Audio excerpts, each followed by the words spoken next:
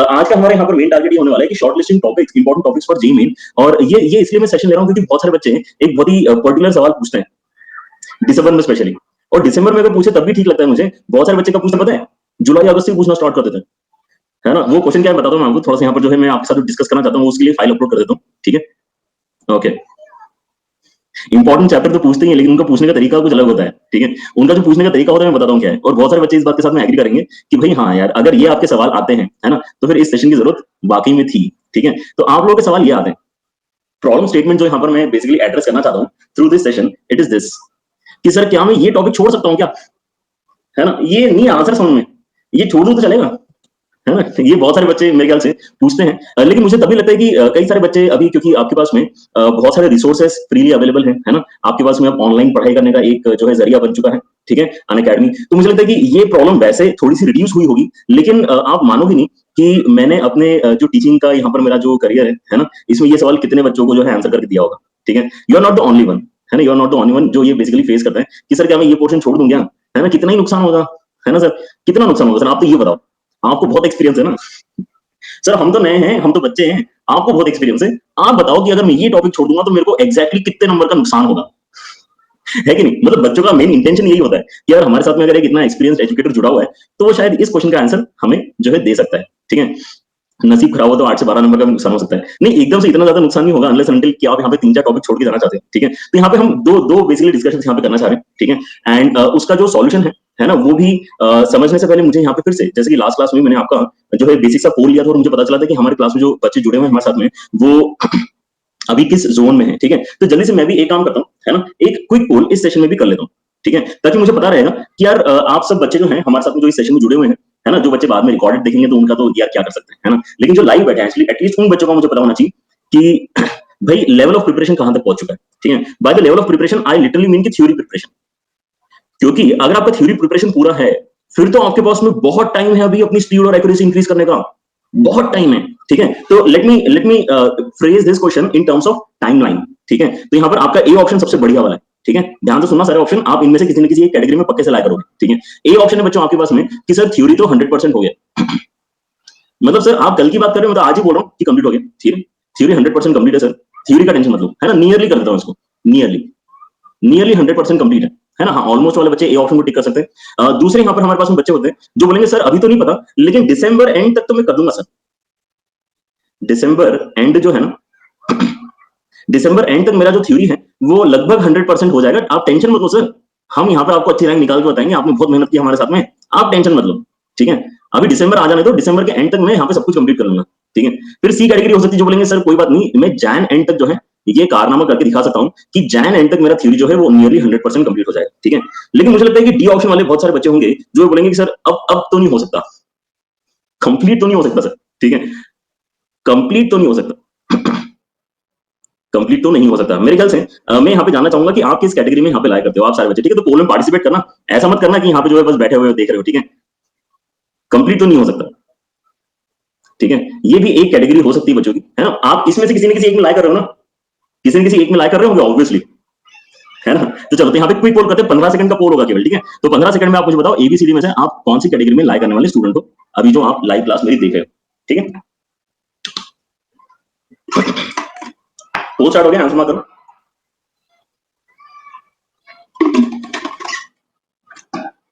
Alright, सो ये basically हमारे class में 15% बच्चे हैं, तो भाई ये तो टॉपर बच्चे हमारे हैं, बताइए ये टॉपर बच्चे हमारे, ठीक है। चलो बाकी सारे बच्चे भी इनको बधाई दे दें। यहाँ पे ये 38% बच्चे हैं, ये भी टॉपर बनने की रेस में बहुत आगे हैं, ठीक है। 26% में भी बहुत दम है, ठीक है। और यहाँ पर हमारे पास में 22% है भाई, यहाँ पर जो सिलेबस कंप्लीट नहीं कर पाएंगे मेरे ख्याल से उनको सबसे ज्यादा यहाँ पर इस सेशन की जरूरत है, ठीक है। जिनका सिलेबस कंप्लीट ही हो जाएगा, ठीक है, उनको इंपॉर्टेंट टॉपिक से क्या करना है पहले बताओ। इतने सारे बच्चे सेशन में क्यों आ गए, ये जो इतने सारे बच्चे हैं ये सेशन में क्यों आ गए, हाँ बिल्कुल यहाँ पे जाओ जाओ पढ़ाई करो, हाँ बिल्कुल। और क्या देखो यहाँ पर मतलब मैं आपको ऑब्वियसली इंपॉर्टेंट टॉपिक्स बताऊंगा, है ना, लेकिन इंपॉर्टेंट टॉपिक्स और जो आईएमपी क्वेश्चंस और ये सब जो डिस्कशन होता है ये उन बच्चों के लिए ज्यादा इंपॉर्टेंट नहीं होता है जिनको ऑलरेडी सब कुछ आ रहा है। आपको अगर सभी कुछ आ रहा है तो बहुत ही बढ़िया बात है, ठीक है। आप तभी अगर इंपॉर्टेंट टॉपिक्स क्या है और मैं किस टॉपिक को ज्यादा रिकमेंड करूंगा यहाँ पे मास्टर करना, अगर आप वो सुनना चाहते हो तो आप यहाँ पे डेफिनेटली इसको अटेंड कर सकते हैं, ठीक है। ओके ऑलराइट, हाँ लल्लू टॉपिक आपके कौन कौन से हैं वो सब आप अगर यहाँ पे देखना चाहते हो तो आप डेफिनेटली यहाँ पे रुक सकते हो और सुन सकते हो कि हम क्या डिस्कशन यहाँ पे करने वाले हैं, ठीक है। ऑलराइट, तो यार मेरे ख्याल से अगर आपको ये लगता है कि आपका सिलेबस कंप्लीट नहीं होने वाला है, ठीक है, and by that I mean कि अगर आपका यहाँ पर लगता है कि जैसे कि अगर मैं आपको बोलूं कि आपको ये लगता है कि सर पी ब्लॉक तो मैं पूरा नहीं पढ़ पाऊंगा, पी ब्लॉक तो पूरा नहीं पढ़ पाऊंगा सर, कुछ क्या मतलब छोड़ दूं क्या पी ब्लॉक, है ना?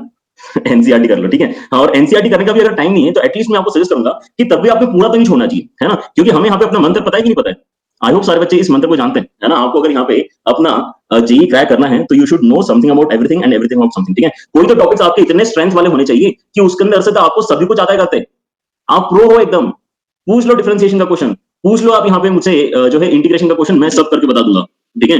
वेक्टर थ्री पूछ लो, मैं सब करके बता दूंगा। ऐसे कुछ जैसे आपके इतने जो है स्ट्रेंथ वाले टॉपिक्स होने चाहिए, इतने स्ट्रेंथ वाले टॉपिक्स होने चाहिए कि उसके अंदर आपको कुछ भी पूछो सब आता है, ठीक है?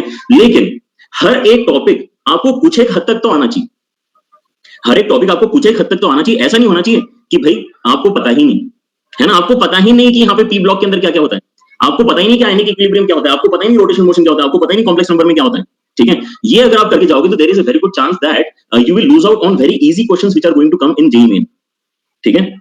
बात समझ में आ रही आपको यहाँ पे? क्योंकि जेईई मेन में हो सकता है कॉम्प्लेक्स नंबर का एकदम रद्दी सवाल आ जाए, वो इतना रद्दी होगा कि आप उसके अंदर अगर केवल z equal to x plus i भी डालते हो ना तो भी आपको आइडिया लग जाएगा कि ए ऑप्शन करेक्ट है, समथिंग लाइक दैट। फंडा पकड़ में यार, ठीक है? हाँ, कोनिक सेक्शन पे हो सकता है कि आपको डायरेक्टली पैराबोला की टेंजेंट का एक क्वेश्चन आ जाए, तो क्या आप पैराबोला की टेंजेंट नहीं जानना चाह रहे हो? जानना चाह रहे हो, राइट? और क्या आप अभी यहाँ पे जो आपका लिमिटेड समय बचा है क्या उसके अंदर आप इन टॉपिक्स को इस हद तक एटलीस्ट रेडी नहीं कर सकते? कर सकते हो, ठीक है? तो हम अगर यहाँ पे इंपॉर्टेंट देखें ना तो इंपॉर्टेंट स्टेटमेंट एक्चुअली पहला वाला है, पहला वाला स्टेटमेंट ज्यादा इंपॉर्टेंट है, ठीक है? कि यहाँ पर आपको हर एक टॉपिक के बारे में कुछ ना कुछ तो पता होना चाहिए, ठीक है? तो हम यहाँ पे अब सब टॉपिक लेवल पे चलना स्टार्ट करते हैं कि अगर मुझे कॉम्प्लेक्स नंबर पूरा नहीं पढ़ना है ना, तो मैं कभी भी ये नहीं बोलने वाला हूँ कि ये टॉपिक पूरी तरह से छोड़ दो, लेकिन मैं ये जरूर बता दूंगा कि आपको अगर कॉम्प्लेक्स नंबर पढ़ना है तो एटलीस्ट आपने किस सब टॉपिक को अच्छे तरीके से कम करने की कोशिश करना चाहिए, ठीक है? तो इससे आपका वर्कलोड थोड़ा कम हो जाएगा ना। जो बच्चे यहाँ पे सोच रहे होंगे कि हम पूरा पूरा छोड़ के आने वाले, एटलीस्ट वो तो कर लेंगे, है ना? पॉइंट समझ में आ रहा है, ठीक है? तो मेरा सेशन लेने का यही बेसिक आइडिया है कि मेरे एक्सपीरियंस से जो मैंने फील किया है कि किस टॉपिक में से कौन सा सब टॉपिक ज्यादा इंपॉर्टेंट है उसको मैं आपके सामने रख दूं, ठीक है? एसओटी ही छूटा है अगर आपका तो आपका प्रिपरेशन ऑलरेडी कंप्लीट हो चुका है ना? ओके, एंड आपको अगर लगता है कि नहीं सर अभी लेटेस्ट ट्रेंड के हिसाब से तो यहाँ पे 3 सवाल आने चाहिए थे, आप तो बोल रहे 2 ही सवाल आ रहे हैं, देन ऑब्वियसली यहाँ पर हमने सेशन जो है इस फॉर्मेट में अनअकैडमी प्लेटफॉर्म पे इसीलिए रखा है ताकि हम यहाँ पे इंटरेक्टिव तरीके से डिस्कशन कर पाए, ठीक है? तो your comments and suggestions are most welcome, ठीक है? जब भी आपको लगता है कि यार मुझे कुछ और लगता था, सर कुछ और बता रहे, हम यहाँ पे उसका डिस्कशन कर सकते हैं। सर्कल स्टार्ट हो रहा है बेटा आज शाम को आपका, है ना? प्लस पे तो आज शाम को स्टार्ट हो रहा है, ठीक है?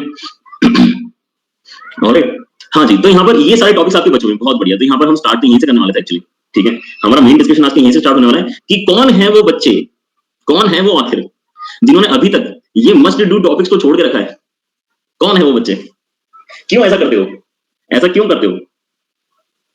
मतलब देखो, यहाँ पर इज्जत वाली बात कुछ नहीं है। देखो, इज्जत तब मिलेगी जब आप नंबर लाओगे, ठीक है? मैं जानता हूँ कि रोटेशनल मोशन का क्वेश्चन करके और यहाँ पे एप्लीकेशन ऑफ डेरिवेटिव्स का क्वेश्चन करके क्रैक करके, है ना, बहुत मजा आता है। एप्लीकेशन ऑफ डेरिवेटिव्स का क्वेश्चन क्रैक कर दिया मैंने, फंक्शंस का क्वेश्चन क्रैक कर दिया, ठीक है? लेकिन यार नंबर तो आपको उतने मिलने वाले हैं ना, आपका नंबर तो उतने मिलने वाले हैं, ठीक है? तो यार अगर आपका आंसर हाँ है तो आप ऑलरेडी सही सोच रहे हो, आप सही डायरेक्शन में जा रहे हो, ठीक है? अगर आपने अभी भी नहीं किया है, मैं आपको शॉर्टेस्ट तरीका बता सकता हूँ, ठीक है? अनअकैडमी जेईई चैनल पे मैंने बड़ी मेहनत से इनको बहुत आसानी से समझा के रखा है। समझ तो लो, एक बार समझ तो लो, ठीक है? अगर आपका हो गया है देन यहाँ पर अब क्या लगता है आपको, अगर आप ये चारों टॉपिक्स कर लेते हो तो आपके कितने क्वेश्चंस गारंटी हो जाएंगे? कितने क्वेश्चंस गारंटी हो जाएंगे? कितने क्वेश्चंस गारंटी हो जाएंगे? मार्क्स नहीं पूछ रहा, कितने क्वेश्चंस गारंटी हो जाएंगे? एक या दो क्वेश्चन गारंटी होंगे, ठीक है? एक या दो क्वेश्चन गारंटी होंगे, है ना? क्योंकि हमारे यहाँ पे नंबर ऑफ क्वेश्चन अब कम हो चुके हैं, मेंस में 25 क्वेश्चन है। बट आप ये मत सोचना कि और एक ही क्वेश्चन गारंटी होगा क्या, अरे फिर मैं नहीं करता, समझ रहे हो? अगर आप ये एटीट्यूड रखोगे तो आपको पूरा सिलेबस छोड़ना पड़ जाएगा, क्योंकि हर बार मेहनत करके एक आधे क्वेश्चन गारंटी होगा। पॉइंट समझ में आ रहा है? आप यहाँ पे अगर इनडेफिनेट इंटीग्रेशन भी मास्टर कर लेते हो तो इनडेफिनेट इंटीग्रेशन से आपका एक ही क्वेश्चन गारंटी होता है। अगर आप परम्यूटेशन कॉम्बिनेशन जो है गारंटी कर लेते हो कि आपने बहुत सही पढ़ लिया, परम्यूटेशन कॉम्बिनेशन एक क्वेश्चन आएगा परम्यूटेशन कॉम्बिनेशन में, ठीक है? तो मैं क्या कह रहा हूं, मैं ये कह रहा हूं कि ये आपके मस्ट डू टॉपिक्स क्यों हैं? ये इसलिए नहीं है कि ये आते हैं, ये इसलिए मस्ट डू हैं टॉपिक्स बच्चों क्योंकि इनको मास्टर करना बहुत आसान है। आप बहुत कम टाइम में इसके अंदर मास्टरी हासिल कर सकते हो और जो भी एग्जाम में क्वेश्चन आ रहा है उसको फोड़ सकते हो, ठीक है? प्लस में हो गया कि प्लस में मैंने लास्ट ईयर पढ़ाया था, आप जाके मेरे प्रोफाइल के ऊपर इंपॉर्टेंट टॉपिक्स फॉर मींस वहां पे मैंने इंपॉर्टेंट लिखा था उसमें, है ना? फॉर सम रीजन कि बच्चे कम से कम देखेंगे तो सही, है ना? मेरे कोर्स का जो नाम था वहां पे that was important topics for means, ठीक है? तो उसको आप जाके देख सकते हो, वहां से आप प्रिपेयर कर सकते हो। यार ये इंपॉर्टेंट क्यों है? क्योंकि ये बच्चों वाली मेहनत करके भी हमें उतने ही नंबर मिलेंगे जितनी इनडेफिनेट इंटीग्रेशन करके मेहनत करके नंबर मिलेंगे, ठीक है? ये वाला पॉइंट समझ में आया? Yes, okay. तो आज अगर आपने अभी भी इसको नहीं किया है, अभी के अभी इसको करो, सबसे पहले इसी को करो ना यार, ठीक है। ये तो आपने छूटना ही नहीं चाहिए। और इसके अंदर कोई सब टॉपिक इंपॉर्टेंट है क्या? नहीं, ये इतने छोटे हैं कि पूरा करो इसके अंदर, ठीक है। ये इतने छोटे हैं भाई। रिलेशन के अंदर क्या होता है पता है? रिलेशन के अंदर आपको केवल इतना बताना होता है कि भाई ये कौन सा टाइप का रिलेशन है, इक्विवेलेंस रिलेशन है कि भाई ये सिमेट्रिक है ना। अब इसके अंदर कौन सा सब टॉपिक मैं आपको बता दूं। इतने छोटे टॉपिक्स है कि आप एक एक दिन के अंदर इनमें मास्टरी हासिल कर सकते हो। इनफैक्ट मैं तो ये कह रहा हूं कि आप एक दिन के अंदर ये सब कुछ कर सकते हो, ठीक है। The only good chapter in this is statistics. I would rate statistics as a good chapter, है ना। इसके अंदर थोड़ी सी थ्योरी भी ज्यादा है, इसके अंदर आपको थोड़ी कैलकुलेशन भी करनी पड़ती है, और इसके अंदर थोड़े फॉर्मुलेस भी आपको याद रखने पड़ते हैं। So on this particular page आपको थोड़ी सी मेहनत एक्स्ट्रा करनी पड़ सकती है स्टैटिस्टिक्स में, बट डू इट, करो। इस पर्टिकुलर चैप्टर के ऊपर मेहनत करो, आपको यहाँ पे बहुत अच्छे चांसेस है कि एक सवाल गारंटी से मिल जाएगा, ठीक है। पॉइंट पकड़ में आ रहा है सर बच्चों? एलपीपी से नहीं आएगा यार क्वेश्चन, मतलब एलपीपी से। लीनियर प्रोग्रामिंग क्या है? लीनियर प्रोग्रामिंग यार बोर्ड्स के लिए मैंने लास्ट ईयर पढ़ाया था, एक बार देख लेना इस साल है कि हटा दिया है, आई डोंट नो। सिलेबस में है क्या? सिलेबस में है? सिलेबस में है? अभी भी है? हाँ तो फिर कर लेना बेटा, अगर है तो कर लेना, है ना। कुछ के सिलेबस में हो सकता है, कुछ के सिलेबस में हटा दिया होगा, है ना, क्योंकि यहाँ पे हमारे अलग अलग बोर्ड्स वाले बच्चे हैं। सो आई कैन नॉट से विद गारंटी कि भाई क्या सीन चल रहा है आपका, ठीक है। 5 मार्क का क्वेश्चन आता है, हाँ, इसलिए मैंने एक सेशन में पूरा एलपीपी पढ़ा दिया था आपको लास्ट ईयर, ठीक है। सो आप वो जाके सेशन एक बार देख सकते हैं, इट इज ऑलरेडी देयर, ठीक है। मैथमेटिकल इंडक्शन तो नहीं आएगा, जेई मेन में तो नहीं आएगा। मैथमेटिकल इंडक्शन के लिए बच्चे ऐसे परेशान होते हैं जैसे कि पता नहीं सर ने कौन सा टॉपिक छोड़ दिया पढ़ाने का, ठीक है। ओके, मैथमेटिकल इंडक्शन जो है उसके ऊपर कोई क्वेश्चन नहीं आ सकता है आपके जेई मेन के अंदर, ठीक है। हाँ, 3D वेक्टर के कितने क्वेश्चन आते हैं। चलो अब यहाँ पे अपने आगे बढ़ते हैं, डिस्कशन आगे बढ़ाते हैं, ठीक है। यहाँ पर लगभग सभी जो है मेजर एंटिटीज उनका हम डिस्कशन करने वाले हैं। सबसे पहले मैं इसको डिस्कशन करना चाहता हूँ कि भाई यहाँ पे सारे बच्चे अटेंटिवली कम से कम पहले 10-15 मिनट तो सुनेंगे ना लेक्चर, तो उनको कम से कम ये बता दूं मैं, ठीक है, कि भाई ये करना है, सबसे पहले इसको करना है, ठीक है। ऑलराइट, तो यहाँ से हमने इसलिए स्टार्ट किया। Otherwise let us start one by one with the topics in the order that we studied, है ना। सबसे पहले हमने ट्रिग्नोमेट्री पढ़ने की कोशिश करी थी अपनी लाइफ में, ठीक है। उसके बाद हमने अलजेब्रा पढ़ा था, फिर हमने कोऑर्डिनेट ज्योमेट्री, तो इसी ऑर्डर में हम यहाँ पे आगे बढ़ने वाले, ठीक है। ओके, स्केलेटन बना के दो। स्केलेटन कैसा वाला? ऐसा वाला स्केलेटन कैसे बना? स्केलेटन कैसे बनाते हैं? ऑलराइट, चलो कोई बात नहीं, बच्चा पूछ रहा स्केलेटन। स्केलेटन बेसिकली आप क्या चाह रहे हो कि मतलब ऐसा? हाँ, वो बनाने वाला हूँ, मतलब मैं जो करने वाला हूँ, अगर उसको आप स्केलेटन बोलते तो वो करने वाला हूँ, ठीक है। ओके, देखो यहाँ पे ध्यान से कि यार रेशियोज एंड एंटिटीज के ऊपर आपको एक सवाल पक्के से मिलेगा, ठीक है। आप यहाँ पे जो है लेकिन गारंटी से नहीं बोल सकते हो कि आप उस सवाल को कर पाओगे कि नहीं कर पाओगे, ठीक है। क्योंकि यार देखो, ट्रिग्नोमेट्री का मेन प्रॉब्लम हमको पता है ना। ट्रिग्नोमेट्री का मेन प्रॉब्लम ये है कि हम कितने भी क्वेश्चंस प्रैक्टिस कर लें, उसके अंदर कहीं ना कहीं हमें जो है ऐसा हो सकता है कि क्वेश्चन देख के नया लगे, ठीक है। ट्रिगो स्ट्रॉन्ग है तो बेटा बहुत ही बढ़िया सिद्धार्थ, लेकिन मैं इन जनरल बता रहा हूँ कि अगर आपको बेसिकली टारगेट करना है, देन रेशियोज एंड एंटिटीज में आपके पास में जो बहुत सारे फॉर्मुलेज है ना, एटलीस्ट आपने फॉर्मुलेज अच्छे तरीके से एक एक बार अप्लाई किए हुए होना चाहिए, है ना। बहुत ज्यादा दिल पे मत लेना अगर आपसे ट्रिग्नोमेट्री के रेफरेंस बुक के क्वेश्चन एकदम से नहीं होते हैं तो, ठीक है। इट्स परफेक्टली ओके, मेरे को भी ऐसा कोई क्वेश्चन बच्चा उठा के दे सकता है जो मुझसे ना हो, ठीक है। और ट्रिग्नोमेट्री में ऐसा है, हमें यहाँ पे जो है सोचने की जरूरत पड़ सकती है, ऑल्दो मेन से बहुत ज्यादा एक्सपेक्टेड नहीं है कि वो आपको बहुत घुमा फिरा के क्वेश्चन पूछेगा, ठीक है। लेकिन तब भी मैं आपको बोलूंगा कि यहाँ पे ज्यादा इसको दिल पे मत लेना, है ना। मतलब इसकी प्रिपरेशन अगर आपने अभी ज्यादा हाई लेवल पे नहीं की है, आपने अगर यहाँ पे बैठ के बिल्कुल 200-250 सवाल सॉल्व नहीं किए, अब इसको अगर नहीं भी करोगे तो भी चलेगा, इसको जाने दो, ठीक है। लेकिन इसके फॉर्मुलेज बहुत बहुत ज्यादा इंपॉर्टेंट है, ठीक है। फॉर्मुलेज तो आपको यहाँ पे याद होना ही चाहिए, एटलीस्ट एक एक दो बार भी आपने अगर बोर्ड्स लेवल की बुक में भी अगर फॉर्मुलेज अप्लाई किए हुए हैं, I guess you are okay with this chapter. इसको ज्यादा दिल पे मत लो, ठीक है। हर जगह फॉर्मुलेज इस्तेमाल होते हैं, लेकिन जो टिपिकल ट्रिग्नोमेट्री का क्वेश्चन होता है ना, उसके अंदर आपको कैलकुलेशन और यहाँ पे इक्वेशन मैनिपुलेट करके थीटा बीटा निकालना कुछ पड़ता है, ठीक है। So that might take some time, okay. So my recommendation would be कि इसके अंदर फॉर्मुलेज तो आपने एटलीस्ट करना चाहिए, ठीक है। अब डायरेक्टली मैं जंप करता हूं नीचे वाले टॉपिक के ऊपर, सॉल्यूशन ऑफ ट्रायंगल। वैसे तो बेटा आपके मेंस के लिए इंपॉर्टेंट बिल्कुल भी नहीं, ठीक है, लेकिन आप अगर करना ही चाहते हो देन आप यहाँ पे साइन रूल और कोसाइन रूल के दो फॉर्मुलेज कर लेना, ठीक है। अगर करना ही चाहते हो, अदरवाइज स्किप कर दिया तो भी चलेगा, ठीक है। साइन रूल कोसाइन रूल के दो फॉर्मुलेज कर लेना, हो सकता है कहीं ना कहीं आपको इस्तेमाल करते आ जाए, बट नहीं भी क्या तो चलता है, ठीक है। ऑलराइट, लेकिन अब यहाँ पे जो आपका मैंने जो डिफरेंस देखा है in past few years, ITF के ऊपर थोड़े अच्छे क्वेश्चन पूछे, ठीक है। आईटीएफ के ऊपर अच्छे क्वेश्चन पूछे, एंड यहाँ पे हो सकता है कि आपको सीरीज क्वेश्चन है, सीरीज वाला क्वेश्चन भी आ सकता है जहां पर आपको वीएन मेथड के आइडिया से कंप्रेस करके आंसर बताना होता है, ठीक है। तो सीरीज वाले क्वेश्चन आपको करने के लिए पता है कौन सा फॉर्मुला चाहिए होता है? सीरीज वाले क्वेश्चन करने के लिए आपको tan इनवर्स वाला फॉर्मुला चाहिए होता है, ठीक है। सो जैसे अब यहाँ पे आपको पता चला tan इनवर्स वाले फॉर्मुला अगर मुझे पता है तो यहाँ पे जो है हो सकता है कि सीरीज वाला क्वेश्चन से हो जाए, ठीक है। नाउ अनदर कुड बी यहाँ पे कन्वर्जन वाला डायरेक्टली क्वेश्चन, ठीक है। इंटर कन्वर्जन वाले जो हमारे क्वेश्चन होते हैं कि आपको एक एक्सप्रेशन दिया हुआ है, सिंप्लीफाई करके बताना है कि वो sin इनवर्स 1/x के बराबर है, समथिंग लाइक दैट, ठीक है। बड़ा सा एक्सप्रेशन सिंप्लीफाई करके बताना है sin इनवर्स 1/x। इस टाइप के क्वेश्चन आपके पास में आ सकते हैं। इक्वेशन सॉल्विंग जो है वो लगभग आपके जो फॉर्मुले का एप्लीकेशन है उसी के डायरेक्शन में जाता है, लेकिन यहाँ पर फिर से आपके फॉर्मुले जो बहुत आपको बड़े बड़े से डरावने से लगते हैं, ठीक है। If you are not very comfortable in remembering those formulas, then यहाँ पर आप इस चैप्टर को थोड़ा सा साइड भी कर सकते हैं, but I would still recommend कि आप एटलीस्ट जो कन्वर्जन होता है और जो सीरीज वाले क्वेश्चन होते हैं उनको एक बार देखें, ठीक है। ओके, सरकम रेडियस और वो सब फॉर्मुलेस करना आपको करने होंगे, लेकिन वो एडवांस के लिए इंपॉर्टेंट, ठीक है, एडवांस के लिए इंपॉर्टेंट है। अभी मेंस का डिस्कशन कर रहे हैं ना, तो इसलिए मैंने यहाँ पर आपको दो चीजें बोली बस करेंगे, ठीक है। ऑलराइट, और ट्रिग्नोमेट्रिक इक्वेशंस मेरे ख्याल से ऑलरेडी सारे बच्चे कंफर्टेबल होंगे। कोई ऐसा बच्चा है जिसको ट्रिग्नोमेट्रिक इक्वेशन डिफिकल्ट लगता है? ट्रिग्नोमेट्रिक इक्वेशन सभी का यहाँ पर जो है फेवरेट टॉपिक होता है ना, ट्रिग्नोमेट्रिक इक्वेशन तो हो जाएगा, ठीक है। सो ये इसके अंदर मुझे मेरे ख्याल से और कोई एक्स्ट्रा गाइडेंस देने की जरूरत है नहीं, इसके अंदर आपको पता है। तो यहाँ पर जो है आपका जो सबसे बड़ा वाला चैप्टर है ट्रिग्नोमेट्री का, रेशियो 90 डिग्रीज, उसके अंदर जो आपके यहाँ पे 20-25 फॉर्मुलेज है, 20-25 की और ज्यादा है, 20-25 की और ज्यादा है, 38-50 जिन्होंने लिस्ट बनाई होगी उनको पता होगा, ठीक है। जिन्होंने लिस्ट बनाई होगी यहाँ पे फॉर्मुलेज उनको डेफिनेटली पता होगा कि इसके अंदर कितने फॉर्मुलेज हैं, ठीक है। तो यार उन फॉर्मुलेज को लेकिन आपको ध्यान रखना है, ठीक है। और आप अगर करना ही चाहते हो प्रैक्टिस, तो आप यहाँ पे जो मॉक टेस्ट देते हो उसके अंदर जितने भी आपके प्रैक्टिस हो जाएंगे, या फिर आपके जो प्रीवियस ईयर क्वेश्चंस है, ठीक है, उनको अगर आप प्रैक्टिस करो देन आई वुड रिकमेंड कि बस उतना ही काफी, ठीक है। प्रीवियस ईयर क्वेश्चंस एक बार देख लेना कि किस टाइप के आपको मिलते हैं, किस लेवल के आपको मिलते हैं, ठीक है।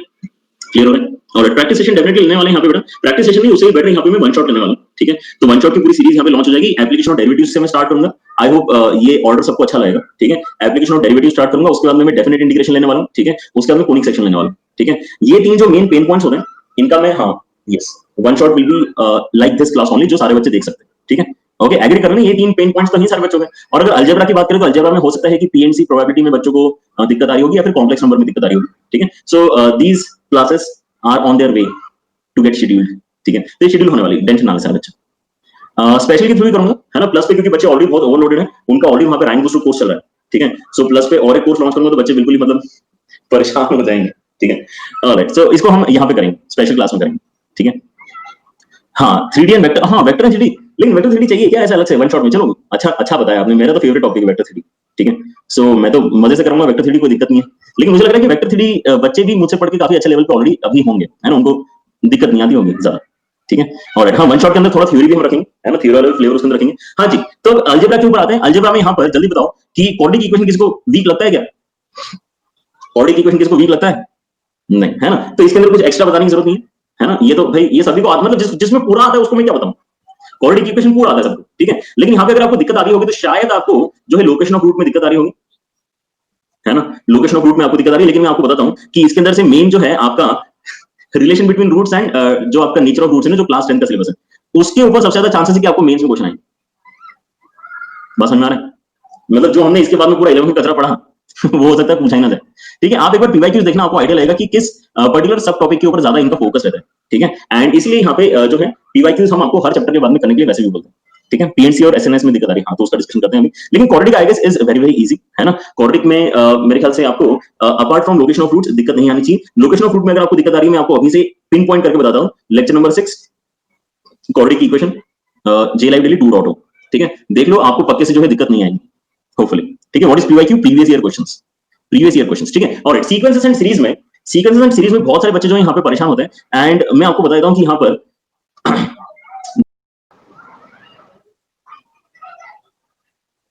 Okay so sorry, okay so sorry, okay so I am back. हर बार की तरह एक बार तो डिस्कशन होना ही था, है ना। चलो, तो सीक्वेंस सीरीज में मैं आपको बता रहा था कि सीक्वेंस सीरीज में मेजरली बच्चों को दिक्कत क्या आती है? मेजरली बच्चों को दिक्कत आती है कि हम वो एएमजीएम वाली इनइक्वालिटीज के क्वेश्चन सॉल्व नहीं कर पाते हैं, है ना, जो हमारे यहाँ पे रेगुलर बेसिस पे अपने जो मॉक टेस्ट पेपर होते हैं उनमें दिखाई देते हैं, ठीक है। आप लेकिन एक बार जाके देखना कि ऐसे मेंस ने एक्चुअली प्रीवियस ईयर में कितने बार आपको एएमजीएम इस्तेमाल करने के लिए बोला है पर्टिकुलरली, ठीक है। और वीएन मेथड भी एक बार जाके देखना कितने बार बोला है, ठीक है। Now that you are getting multiple papers, है ना, यहाँ पर आपके अलग अलग स्लॉट्स में पेपर होते हैं, ठीक है। क्योंकि आपके अलग अलग स्लॉट्स में पेपर होते हैं, तो आपके यहाँ पे chances of getting that question is further reduced. ये बात समझ में आ रहा है? क्योंकि आपके यहाँ पर स्लॉट्स जो अलग अलग बने हैं, ठीक है, आपके यहाँ पर कितने पेपर होंगे, कितने 4-5 दिन में होंगे पेपर, ठीक है। तो लगभग आपके 8 पेपर होने वाले हैं। ये सुनो, आपके 4 दिन में 2 स्लॉट्स होंगे तो 8 पेपर होंगे, ठीक है। क्या लगता है कि हर बार आपको वो इनइक्वालिटीज के क्वेश्चन थ्रो करेगा?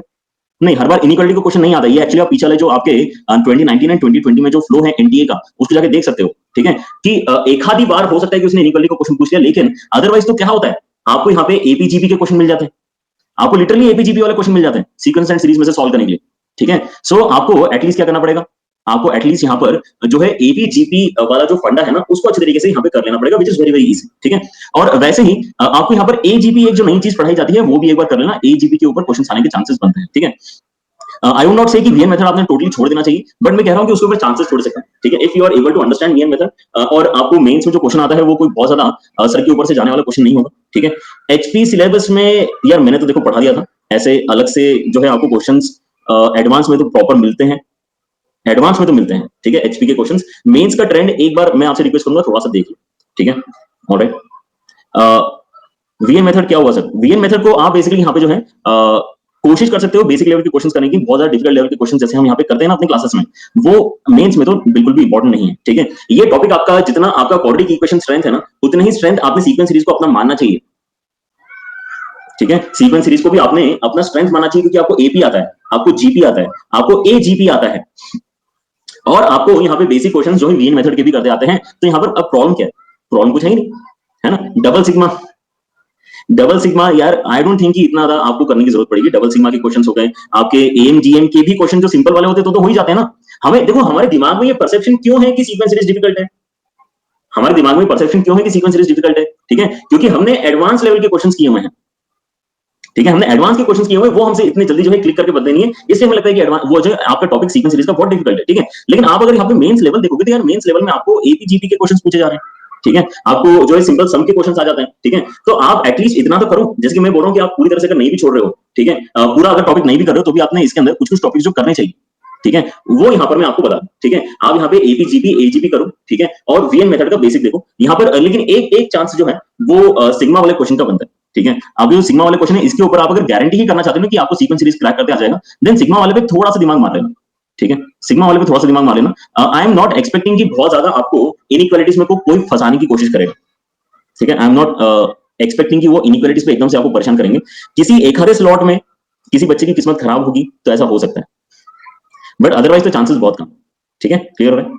अदरवाइज चांसेस बहुत कम। ऑलराइट, बाइनोमियल थ्योरम में आपको पता होगा, मैंने ऑलरेडी बाइनोमियल थ्योरम जब भी पढ़ा है आपको हर बार एक चीज बोली है कि मेंस में क्वेश्चन कहां से आते हैं। जल्दी बताएं सारे बच्चे, जिन्होंने लेक्चर में देखे होंगे उनको पता होगा। जनरल टर्म, बहुत बढ़िया। बाइनोमियल में तो आपको भाई जनरल टर्म करना है अच्छे से, लेकिन जनरल टर्म ऐसा मत सोचो कि उसके ऊपर क्वेश्चन बहुत आसान आते हैं।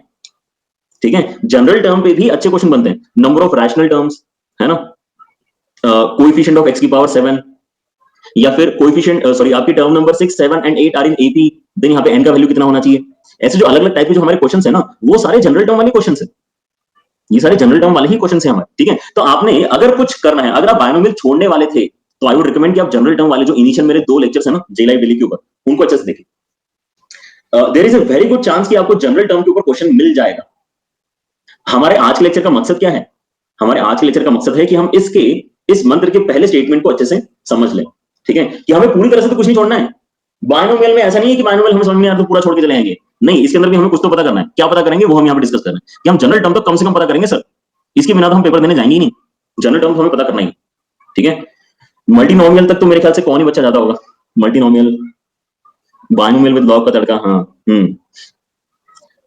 सर एक बेसिक 30 क्वेश्चंस पर लेसन कर लूं क्या, इंप्रूवमेंट हो सकता है? मैं तो यहाँ पे कह रहा हूँ कि अगर आपको इंप्रूवमेंट चाहिए देन आप जे लाइव डेली के लेक्चर्स को क्यों नहीं देखते? वहां पर भी आपको जो है सवाल मिलते हैं, वहां पर भी आपको कंसेप्ट मिल जाता है साथ में। ठीक है, सो अगर आपको करना ही है तो आप क्वेश्चंस वहां के कर लो। ठीक है, वहां पर क्योंकि वो कंसेप्ट भी आपके डेवलप कर देंगे और आपके यहाँ पे जो है क्वेश्चन देखने का जो आपका मेन पॉइंट है वो भी सॉल्व हो जाएगा।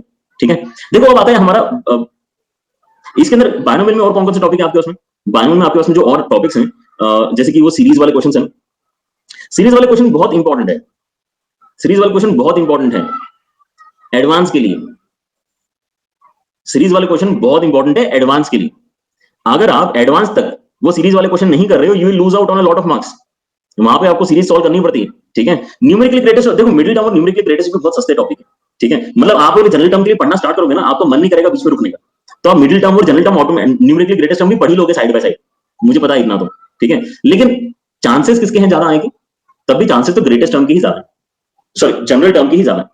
जनरल टर्म के यहाँ पर चांसेस तब भी ज्यादा होते हैं as compare to middle term and numerical greatest term. Nonetheless you should do this because these are very very easy portions of binomial theorem. ठीक है, प्लस वालों को यूट्यूब देखना है या नहीं, आई डोंट थिंक जरूरत पड़नी चाहिए वेदांत, है ना, क्योंकि प्लस के ऊपर हम तो ही हैं और हमारे साथ में और भी एजुकेटर्स हैं, तो यूट्यूब के ऊपर तो हमारे साथ साथ और कौन मिलता है आपको। बाकी तो एजुकेटर्स मेरे ख्याल से यूट्यूब के ऊपर इतना जो है नहीं पढ़ाते शायद, है ना। ओके, तो मेरे ख्याल से ये आप वन वे स्ट्रीट मान सकते हो। अगर आप ऑलरेडी जो है यूट्यूब से ट्रांजिशन करके प्लस पे आ चुके हो तो यहाँ पर आपको वैसे भी जो है फिर एडिशनली फैसिलिटीज मिल रही है मेरे ख्याल से, है ना। ओके, ये 2022 के लिए तो नहीं है, लेकिन आप 2022 वाले वैसे तो मैं रिकमेंड करूंगा ना ही देखें। कहीं आप ये मत सोच लेना कि मैं जो परमिटेशन पढ़ूंगा, है ना, तो मैं ना इतना ही करूंगा बस, ऐसा अगर आप सोच रहे हो तो फिर मत देखो। ठीक है, ये मैं कब डिस्कस कर रहा हूँ? दिसंबर में। आपने अगर मेरे लाइव सेशन देखे होंगे और किसी ने भी अगर मुझसे जुलाई अगस्त में ये क्वेश्चन पूछा होगा ना कि सर मुझसे कोनिक सेक्शन नहीं बन रहा है, मैं छोड़ दूं क्या 2021 एस्पिरेंट, तो मैंने यही बोला होगा नहीं, अभी के लिए तो कोशिश करो कि हो जाए। लेकिन अगर कोई दिसंबर में बच्चा मुझसे पूछता है कि मैं अब 2021 एस्पिरेंट हूं और मैं कोनिक सेक्शन छोड़ दूं क्या, तो फिर मुझे उसको इंपॉर्टेंट टॉपिक बताने पड़ते हैं। समझ रहे हो ना यहाँ पे, क्योंकि यहाँ पे मैं उम्मीद कर रहा हूँ कि वो मेहनत करके शायद पूरा पढ़ लेगा, है ना। लेकिन यहाँ पे मैं भी खुद उम्मीद छोड़ चुका हूँ कि वो पूरा पढ़ेगा, तो यहाँ पर मुझे उसको फर्दर अगर हेल्प करना है तो मैं उसको एटलीस्ट बता देता हूँ कि इतना इतना तो करिए, ठीक है। तो पॉइंट समझ में आ रहा है, we are in that phase, ठीक है। तो 11th वाले बच्चे कभी भी ये मत सोचना कि भाई सर जो बता रहे हैं ये हम जो है इतना ही करेंगे पूरे जेई सिलेबस में, ऐसा नहीं, ठीक है। ओके, चलो। तो यहाँ पर परम्यूटेशन कॉम्बिनेशन का मेन यहाँ पे खेल आपको समझना पड़ेगा, है ना। देखो यहाँ पर परम्यूटेशन कॉम्बिनेशन जब हम पढ़ रहे होते हैं तो इससे बेटर टॉपिक हमें कोई नहीं लगता, जब हम परम्यूटेशन कॉम्बिनेशन सॉल्व कर रहे होते हैं तो इससे खराब टॉपिक हमें कोई नहीं लगता।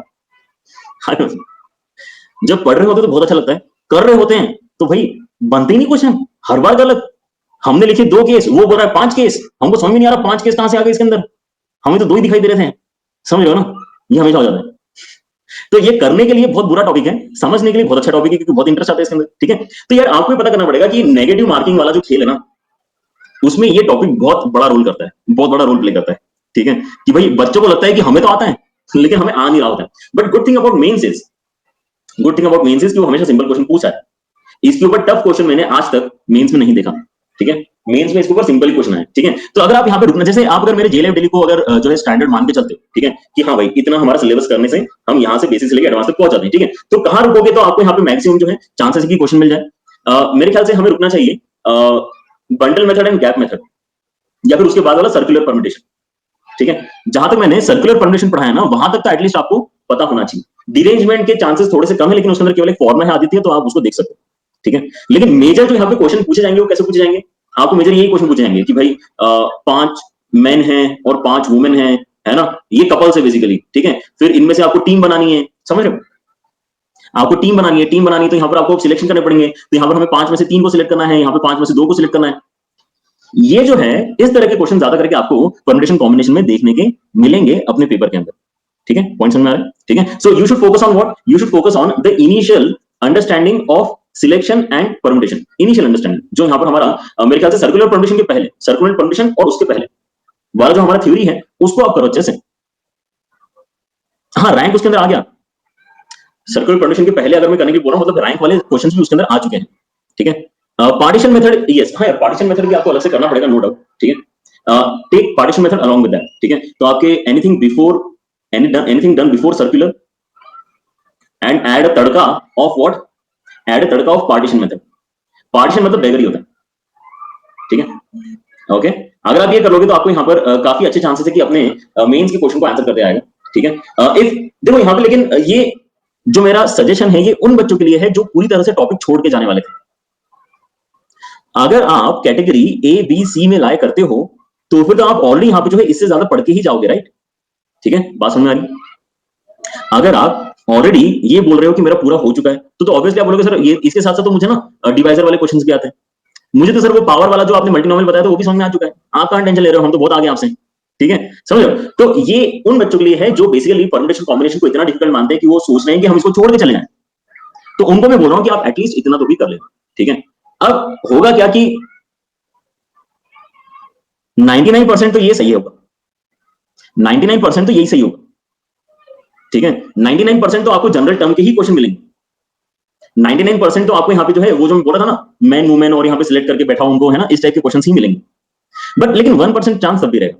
बट कौन सा सिचुएशन बेटर है, 100% लूजिंग 4 मार्क्स या 1% चांस ऑफ लूजिंग 4 मार्क्स, ठीक है। तो यहाँ पे 1% चांस अगर है तो ठीक है, we would be okay with it, ठीक है। मतलब किस्मत ही खराब होगी तो ऐसा होगा, ठीक है। अगर किस्मत ही खराब होगी तो यहाँ पे ऐसा हो जाएगा कि यहाँ पे भी सर ने बोला था कि डबल सिग्मा के क्वेश्चंस नहीं आएंगे, यहाँ पे सर ने बोला था कि ज्यादा यहाँ पे सीरीज के क्वेश्चंस नहीं आएंगे, और यहाँ पे सर ने बोला था कि आपके मल्टीनोमियल के क्वेश्चन नहीं आएंगे, है ना। मतलब बिल्कुल किस्मत खराब, तीनों भी यही आ गया।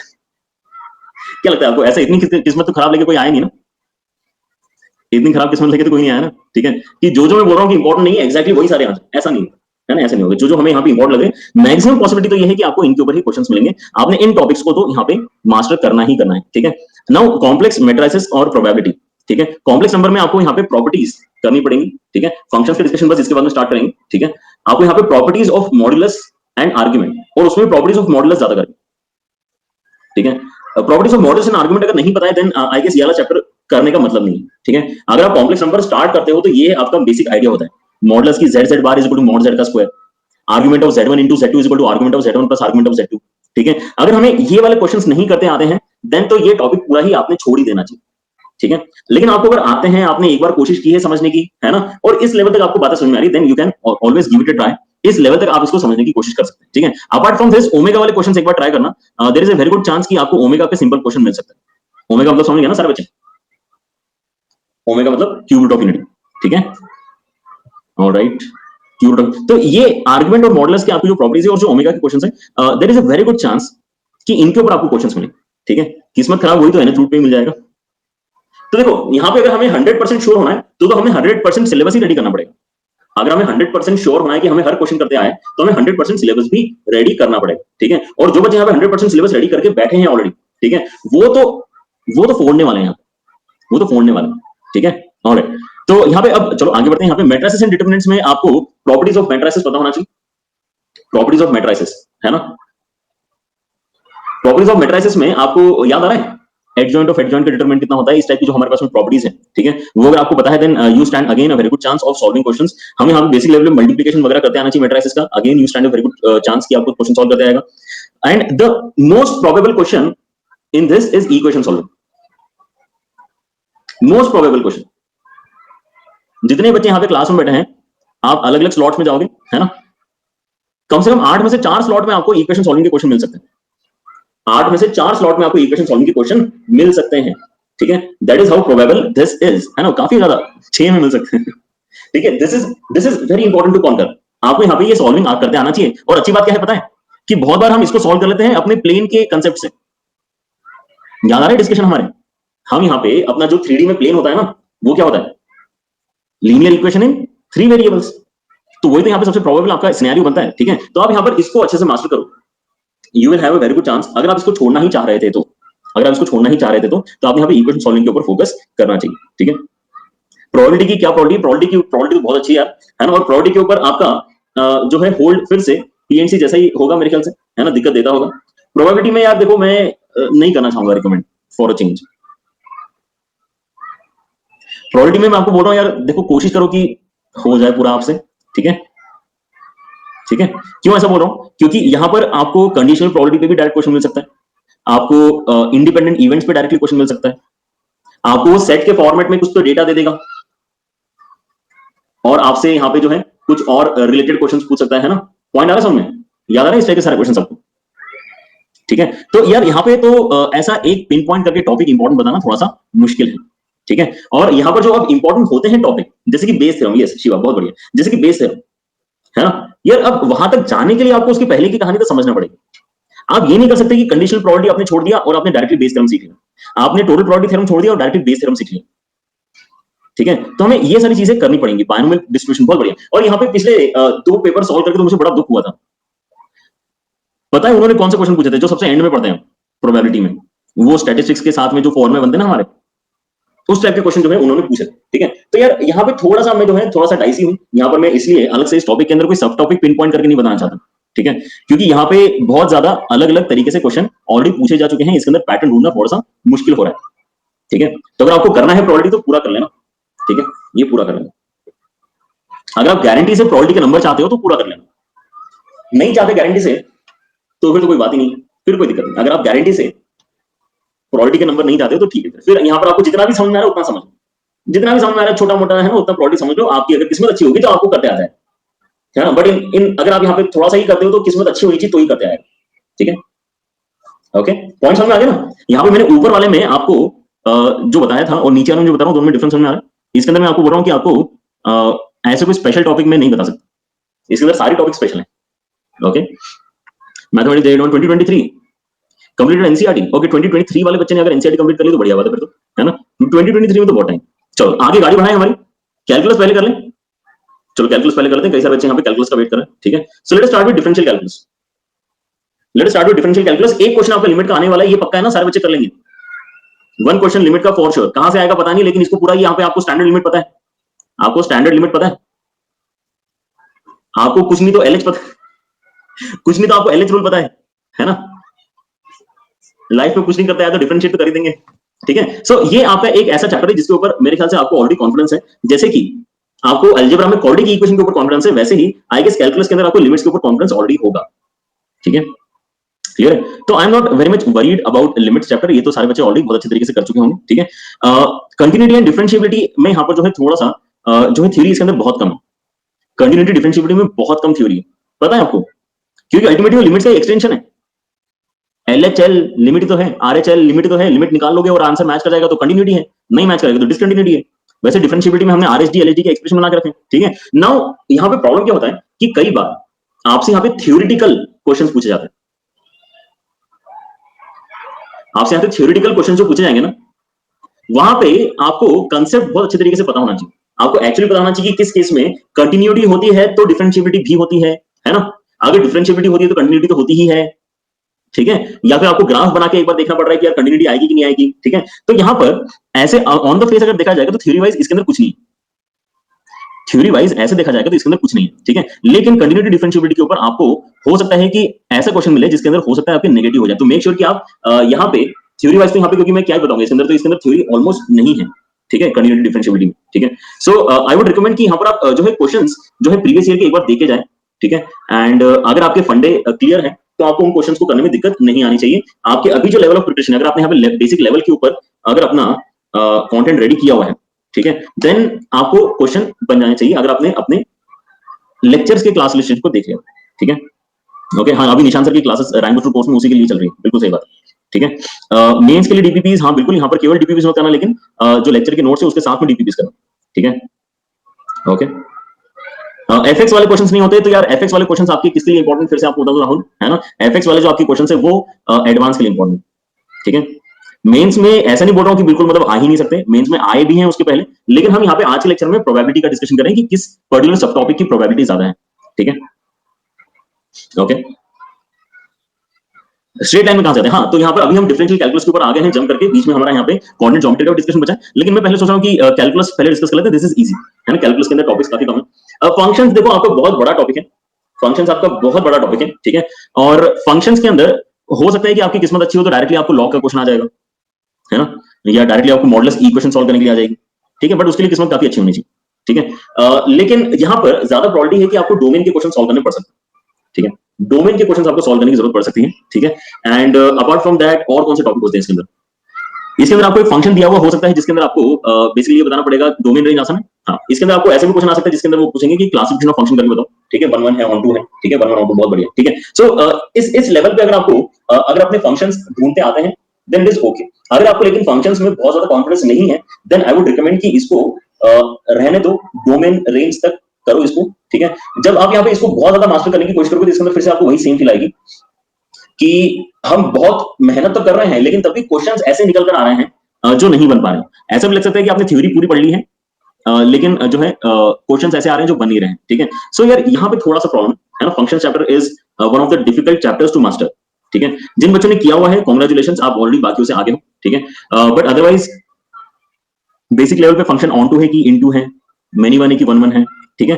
और आपको डोमेन क्या होनी चाहिए फंक्शन की, है ना, डोमेन क्या होनी चाहिए, रेंज क्या होनी चाहिए, रेंज के तभी यहाँ पर जो चांसेस थोड़े कम है, लेकिन डोमेन रेंज, ठीक है। उसके बाद में आपके क्लासिफिकेशन ऑफ फंक्शंस, इस टाइप के क्वेश्चंस आपको मिल सकते हैं, ठीक है। Classification of functions and domain range, ये आपका इनिशियल पोर्शन ही होता है, ये आपको बिल्कुल इनिशियल पोर्शन होता है। Okay, so we are back again. आज ज्यादा हो रहा है यार, आज एक्चुअली सुबह से दिक्कत आ रही है, सुबह से यहाँ पे सोसाइटी के अंदर कुछ तो लाइट जो है बंद चालू होती जा रही है ना। और उस वजह से थोड़ा सा यहाँ पे इशू ज्यादा हो रहा है आज।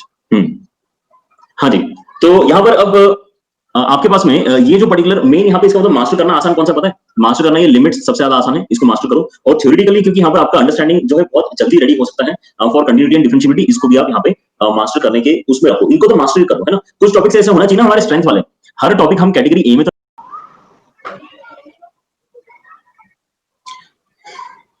ओके। आज क्या हो रहा है यार, हमें भी ये नहीं पता क्या हो रहा है। हॉटस्पॉट की जरूरत पड़ रही है ना आज, सही में ऐसा ही हो रहा है, ठीक है। तो यहाँ पर मैं क्या कर रहा हूँ कि हम यहाँ पे क्या करना चाहेंगे, कुछ टॉपिक्स को तो अपने स्ट्रेंथ में रखना चाहेंगे ना, जिनके ऊपर क्वेश्चंस आते हैं तो इनको तो हम कर ही देते हैं, ठीक है। सो लिमिट्स हो गया, कंटिन्यूटी डिफरेंशिएबिलिटी हो गया, ये आपके स्ट्रेंथ वाले टॉपिक्स में से बेसिकली बन जानी चाहिए, आप इनको पूरी तरह से करो, ठीक है। वैसे यहाँ पर बच्चों को जो है ये ऑलरेडी स्ट्रेंथ में होगा सारे बच्चों का, डिफरेंशिएट करते आता है सबको, इसके अंदर तो कोई सब टॉपिक अलग से बताने की जरूरत है नहीं किसी को, है ना। यही तो आता है सर, पूरे कैलकुलस में यही आता है ना। आधे बच्चे तो ये बोलेंगे सर पूरे कैलकुलस में यही आता है कि कुछ भी दे दो सर हम तो डिफरेंशिएट कर देंगे, है ना? तो ये तो सबका स्ट्रेंथ ऑलरेडी है, तो इसके अंदर मैं कोई सब टॉपिक बताने नहीं चाहूंगा। एप्लीकेशन ऑफ डेरिवेटिव्स में फिर से बहुत ज्यादा दिक्कत है, ठीक है? यहाँ पर हो सकता है आपको दो,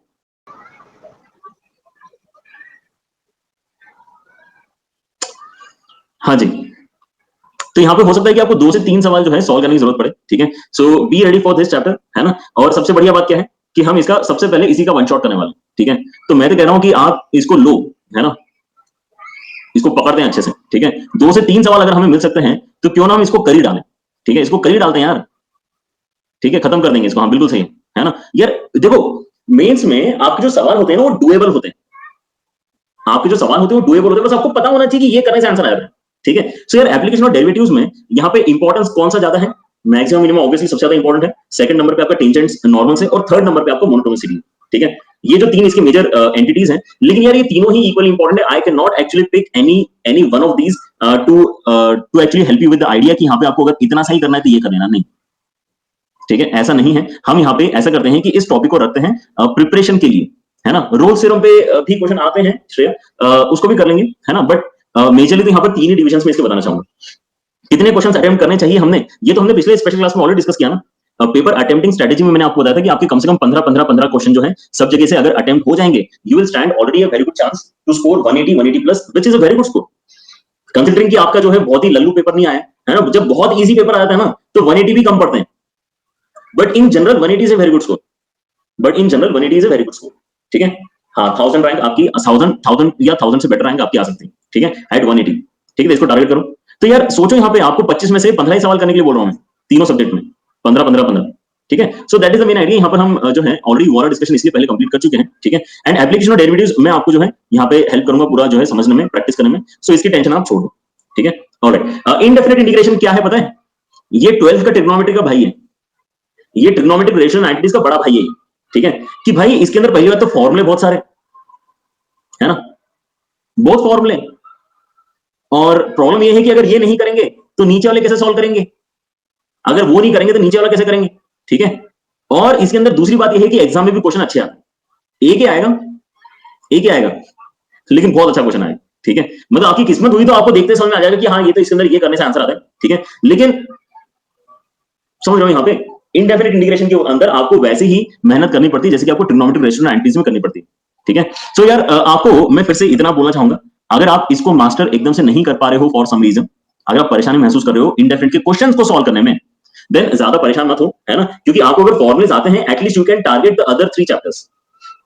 फॉर्मुलेज याद नहीं हो रहे प्राची तो उसके ऊपर मेहनत करो पहले, ठीक है? आपको अगर फॉर्मुलेज याद नहीं हो रहे तो उसके ऊपर मेहनत करो, फॉर्मुलेज तो आपको याद होना ही चाहिए, ठीक है? बिना फॉर्मूले के तो यहाँ पे दिक्कत हो जाएगी ना। हो सकता है डिफरेंशियल इक्वेशन में आपको फॉर्मूला इस्तेमाल करने की जरूरत पड़ जाए सॉल्व करते समय, हो सकता है एरिया अंडर द कर्व में जरूरत पड़ जाए, तो हम जिन टॉपिक्स को सिंपल बोल रहे हैं वो हमारे लिए मुश्किल हो जाएंगे, समझ रहे हो? तो ये आपका बेस वर्क है, इनडेफिनेट इंटीग्रेशन को एज ए बेस वर्क मान के चलो, that would be my suggestion for the students who are finding this difficult. अगर आप ऑलरेडी इसको मास्टर कर चुके हो देन वेल डन, फिर मेरी बात मत सुनना, ठीक है? ये जो मैं बोल रहा हूँ ये उन बच्चों के लिए जिनको ये डिफिकल्ट लग रहा है और वो परेशान है कि सर क्या मतलब, मैं तो दिन भर इंडेफिनेट करते रहता हूँ तब भी नहीं बन रहे क्वेश्चन, अब मैं क्या करूं? तो भाई फॉर्मूले कर लो तुम, ठीक है? पहले फॉर्मुलेस कर लो, ठीक है? ऑलराइट, उसके बाद में यहाँ पे आपके कौन से यहाँ पे चैप्टर ऑटोमेटिकली टेकन केयर हो जाएंगे पता है? Area and different area under the current differential equation. ये मैं आपको रिकमेंड करूंगा कि आप 100% तरीके से रेडी रहो इनके साथ, 100%, क्योंकि ये आपकी स्ट्रेंथ में होना चाहिए। यस, कुछ आता ही नहीं इसके अंदर, इसके अंदर कुछ नहीं आता है। इसके अंदर कौन से टॉपिक्स आते हैं? इसके अंदर आपको जो एरिया आएगा ना वो भी अभी से बताया था मैं, parabola, line, circle, in figure में से कोई ना कोई एक एरिया आपको मिलने वाला है, ठीक है? मतलब बहुत ही आपकी जो है किस्मत जो है खराब हुई तो आपको इलिप्स मिल सकता है शायद, बहुत ही बुरी हुई तो हाइपरबोला मिल सकता है, ठीक है?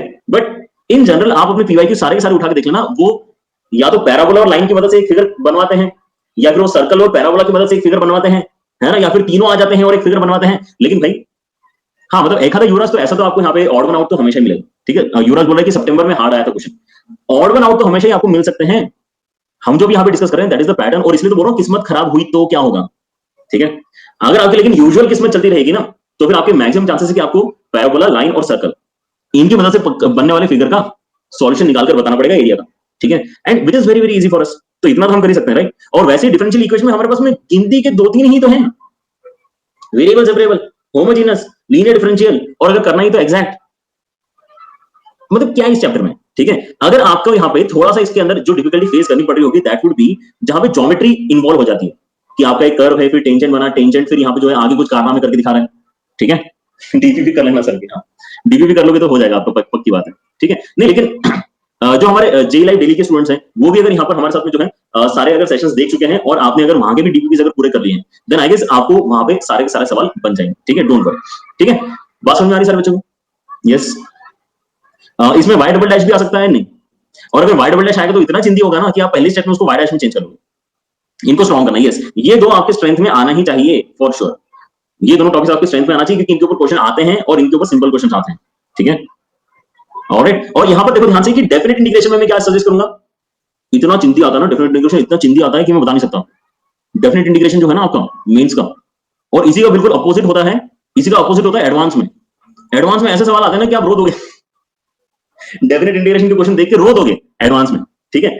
लेकिन मेंस में भाई इतने गंदे और इतने सिंपल क्वेश्चन आते हैं कि आप बोलोगे सर मतलब इस लेवल के तो आपने क्लास इलस्ट्रेशन भी नहीं कराए, ऐसे क्वेश्चन आते हैं। मतलब इनका लेवल होगा क्लास इलस्ट्रेशन यहाँ पे, मेंस के क्वेश्चन यहाँ पे, ठीक है, और एडवांस के क्वेश्चन वहां, वो वहां जहां एडवांस पूरा लिखा नहीं जा रहा है ना, वहां एडवांस के क्वेश्चन, ठीक।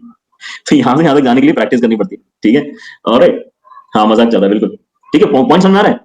तो आप अगर केवल क्लास इलस्ट्रेशन भी अगर अच्छे से समझ चुके हो, आप यहाँ पे प्रॉपर्टी जो है अच्छे से कर चुके हो, you can crack integral calculus वाले questions very easily. Integral calculus is I guess easier to master than differential calculus. Orthogonal trajectory के ऊपर तो यार दो दो दो 5 मिनट का टॉपिक करते कर लेना उसके अंदर। आप, मैं तो बोल रहा हूँ ना कंप्लीट करो इसको, क्या करो आप इसको कंप्लीट करो, ठीक है। आप एरिया वाला और डिफरेंशियल इक्वेशन वाला डिस्कशन पूरा कंप्लीट करो, ठीक है। और इसके अंदर आप एटलीस्ट प्रॉपर्टीज को मास्टर करो। लेबनिज थ्योरम मेरे ख्याल से सबको आता होगा करते हैं। लेबनिज थ्योरम कोई है जिसको नहीं पता, आज तक नाम नहीं सुना किसी ने? गुनाह कर रहे हो अगर नहीं पता तो, ठीक है। Limit of sum, limit of sum है ना, लिमिट ऑफ सम, लिमिट के क्वेश्चन नहीं होते हैं वो, डेफिनेट इंटीग्रेशन के क्वेश्चन होते हैं, ठीक है। So things are very very easy. यहां पर मैं ये कह रहा हूं कि आपके पास में जो विड्थ है प्रिपरेशन का वो तो ज्यादा है, नो डाउट, लेकिन आप जब इनके ऊपर क्वेश्चन देखोगे ना कि किस लेवल के आ रहे हैं, वो बहुत आसान, ठीक है। और बहुत सारे क्वेश्चन आते हैं, बच्चे हमें पूछ रहे कितने क्वेश्चन आते हैं, बहुत सारे क्वेश्चन आते हैं यार, इसको तो कर ही लेना आप, ठीक है। तो यहां पर इसका मतलब कैलकुलस में आपको कहां दिक्कत आएगी पता है, ये इस तरह के जो है छुटपुट से आपके जो टॉपिक्स है ना, छुटपुट एकदम छुटपुट, इन टॉपिक्स में दिक्कत आएगी। बाकी majority of the calculus is very very easy to master for Mains, for Mains, है ना। इसको अलग से कट करके मत देना, सर ने बोला तो बहुत इजी मास्टर करना, ठीक है, उसके आगे प्लस मेंस भी लगा देना, ठीक है। So calculus is very easy to master. और जहां तक कोऑर्डिनेट ज्योमेट्री का सवाल है, मुझे ऐसा लगता है कि ये दो टॉपिक्स तो आप लोगों ने ऑलरेडी मास्टर कर लिए होंगे। Major problem comes with conic section, ठीक है। अगर नहीं किए हैं तो यहां पर फिर से मैं आपको बोलूंगा बच्चों, ये बहुत इंपॉर्टेंट टॉपिक्स है यार, इनको आप 100% पे ले जाओ, ये आपके स्ट्रेंथ में होना चाहिए। स्ट्रेट लाइंस एंड सर्कल्स ये आपके स्ट्रेंथ में होना चाहिए, ठीक है। क्लियर हो रहा है? पेयर ऑफ स्ट्रेट लाइंस अगर मतलब नहीं भी आ रहा है तो चलेगा मेंस के लिए, पेयर ऑफ स्ट्रेट लाइन अगर नहीं भी आ रहा है तो चलेगा, लेकिन आपको स्ट्रेट लाइंस जो आपका स्ट्रेट लाइन वाला मेजर पोर्शन है और जो आपके यहाँ पे सर्कल्स वाला मेजर पोर्शन, ये तो आपको आना ही चाहिए। ये आपके 100% वाले टॉपिक होना चाहिए, इसके अंदर कोई सब टॉपिक नहीं है, इसके अंदर 100% आपको सब कुछ पता होना चाहिए, ठीक है। Straight pair of straight lines अगर नहीं किया तो आई वुड रिकमेंड कि जब भी आपको समय मिले आप जे लाइव डेली के लेक्चर्स को एक बार जाके देख लेना, ठीक है। क्योंकि मैं हर बार आपको ये बोल रहा हूँ ना कि पूरा तो कुछ भी नहीं छोड़ना है, पूरा तो कुछ भी नहीं छोड़ना है। आप लाइव हो गया, हाँ सही, बिल्कुल। यहाँ पे जो भी सेशंस होते हैं सारे लाइव होते हैं, बाद में रिकॉर्डिंग जो है आपको देखने के लिए मिल जाती है, ऑलराइट, ठीक है। सो ये क्वेश्चनेबल है, इसको छोड़ो, लेकिन यहाँ पे स्ट्रेट लाइन सर्कल आपको बताना चाहिए। और यहाँ पर तो मेरा रिकमेंडेशन मेरे ख्याल से ऑलरेडी सारे बच्चों को पता है, टेंजेंट, टेंजेंट, टेंजेंट, टेंजेंट पढ़ लेना भाई, टेंजेंट पढ़ लेना, टेंजेंट पढ़ लेना, क्या पढ़ लेना, टेंजेंट, ठीक है। और उसके भी ऊपर कॉमन टेंजेंट, हाँ, और इन दोनों का मिलकर आएगा तो कॉमन टेंजेंट, ठीक है। ये जो आपका पोर्शन है यहां तक आपको पहुंचना पड़ेगा, ठीक है। अब यहां पर लेकिन यहां तक पहुंचने के लिए आपको वो तो करना ही पड़ता है, ठीक है। अब यहां पे कोनिक सेक्शन में थोड़ा सा लोड है कि अगर मैं आपको बोल रहा हूं टेंजेंट तक पहुंचो कुछ भी करके, तो भी आपको टेंजेंट तक पहुंचने के लिए पहले पैराबोला अगर दे दिया तो ये तो पता होना चाहिए ना कि भाई ये पैराबोला अगर यहां पर है तो उसका फोकस कहां पर है, उसका वर्टेक्स कहां पर है, उसका डायरेक्ट्रिक्स कहां पे आएगा। तो मतलब जो इनिशियल डिस्कशन है बोर्ड्स लेवल का फिगर, तो यहां पर मैं इसको लिख रहा हूं फिगर एंड मार्किंग्स, ठीक है। फिगर एंड मार्किंग्स आपको जो है सबसे पहले तो पता होनी चाहिए, ठीक है। उसका मैं आपको टेंजेंट का डिस्कशन पता होना चाहिए, this is very very important. अगर आप इसको छोड़ रहे थे तो, अगर आप कोनिक सेक्शन को पूरी तरह से छोड़ रहे थे, देन आपने एटलीस्ट इतना तो भी करना चाहिए। और इलिप्स हाइपरबोला में आपको एक्सेंट्रिसिटी निकालते आनी चाहिए। अगर आपको एक्सेंट्रिसिटी निकालते नहीं आ रही है तो गुनाह कर रहे हो, बिल्कुल सही बात है। एक्सेंट्रिसिटी अगर आपको निकालते नहीं आ रही तो गुनाह कर रहे हो, क्योंकि उसके बिना तो आप कोई भी क्वेश्चन नहीं कर सकते। हर क्वेश्चन में आपको यहां पर जो है जरूरत पड़ती है।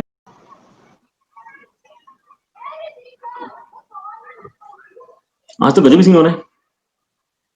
अब पता है लाइट वाइट नहीं गई थी, इंटरनेट भी चल रहा था, क्रोम क्रोम वो हो गया, क्रोम जो था जिसके अंदर मैं अपना सेशन रन कर रहा हूँ, ब्राउजर, वो बंद, अपने आप ही बंद हो गया। हाँ, ऑक्सिलरी और डायरेक्टर भाई आदित्य, मैंने तो अभी तक आपको नॉर्मल भी करने के लिए नहीं बोला है, आप कहाँ यहाँ पे ये सब बातें कर रहे हो, ठीक है? समझ, मतलब मैं अभी यहाँ पर जो ऐसे तो यहाँ पे हर टॉपिक पढ़ना थी, क्योंकि जेई जो है ऐसा कोई बोलता तो है नहीं कि नहीं हम कभी भी नहीं पूछेंगे आपको यहाँ पे सवाल इस पर्टिकुलर टॉपिक के, आप करो ही मत, तो फिर तो हम बोलते हैं कि सिलेबस में ही नहीं है, ठीक है? अरे बात समझ में, लेकिन हमारा आज का जो डिस्कशन है उसका मकसद क्लियर है ना सारे बच्चों को? हमारा जो आज का डिस्कशन है उसका मकसद क्या है कि अगर कोई ऐसे बच्चे हैं जो यहाँ पर सारे के सारे टॉपिक छोड़ के जाने की सोच रहे थे, भाई कॉम्प्लेक्स नंबर सब में पूरा छोड़ दूं क्या? तो बोलो नहीं नहीं भाई पूरा मत छोड़ना। अगर कोई बच्चे मुझसे पूछते हैं कि नहीं नहीं सर मैं कोनिक सेक्शन पूरा छोड़ दूं क्या, पूरा कोनिक सेक्शन ही छोड़ दूं क्या, तो बोलो नहीं भाई पूरा कोनिक सेक्शन मत छोड़ना, ठीक है? क्योंकि मैं मानता हूं कि यहाँ पे पूरा कोनिक सेक्शन मास्टर करने में टाइम लगता है, लेकिन इन चीजों को अगर कर लोगे तो पहली बात तो मैंने आपको यहाँ पे जो है टास्क थोड़ा सा छोटा कर दिया, ठीक है? मैंने यहाँ पर थोड़ा सा आपका टास्क छोटा कर दिया। दूसरी बात यह है कि आपकी प्रोबेबिलिटी थोड़ी सी बढ़ जाएगी कि हो सकता है कि आपको क्वेश्चन वाकई इसी के ऊपर मिल जाए, ठीक है? और मिल जाएंगे तो आप ज्यादा खुश रहोगे ना, क्योंकि आप तो कुछ नहीं करके जाने वाले थे, आप तो कुछ नहीं करके जाने वाले थे, अब आप एटलीस्ट टेंजेंट्स करके जा रहे हो। So you have now a lot more probability of solving the question of JEE main rather than before, ठीक है? तो ये हमारा मेन आइडिया है। अदरवाइज जैसे कि मैंने यहाँ पर अपना पोल किया था सबसे पहले लेवल ऑफ प्रिपरेशन का, ठीक है? यहाँ पर obviously if you are among these 3 categories, तो फिर तो यहाँ पर जो बेसिकली मैंने आपको बताया है वो केवल आप अपने साइड से याद रखो, लेकिन करना तो आपको यहाँ पर पूरा ही है। फिर अगर आप इतने अच्छे सिचुएशन में अभी हो कि आप यहाँ पे ऑलरेडी थ्योरी कर चुके हो 100% कंप्लीट, तो इससे क्या फर्क पड़ता है कि आपको टेंजेंट इंपॉर्टेंट है कोनिक सेक्शन में या नॉर्मल इंपॉर्टेंट है? क्योंकि मैं तो कुछ भी पूछूंगा आपको तो आंसर करते आ ही जाएगा। हमारी बात समझ में, पॉइंट समझ में आया सारे बच्चों को, ठीक है? वैसे ही आप अगर दिसंबर एंड तक सब कुछ होने वाला है, बाय चांस आपको केवल कोनी की बचा था, है ना? यहाँ पे ऐसी गलती मत करना भाई, बाय चांस आपको अगर केवल कोनी की बचा था और आपको दिसंबर एंड तक कोनी खत्म करना था, ठीक है? तो अब ये मत करना कि केवल टेंशन पे आकर रुक जाओगे। आप अगर ऑलरेडी एंड कर सकते हो दिसंबर या फिर जैन एंड तक भी, देन आपने टारगेट करना चाहिए कि आप 100% कंप्लीट कर लो, ठीक है?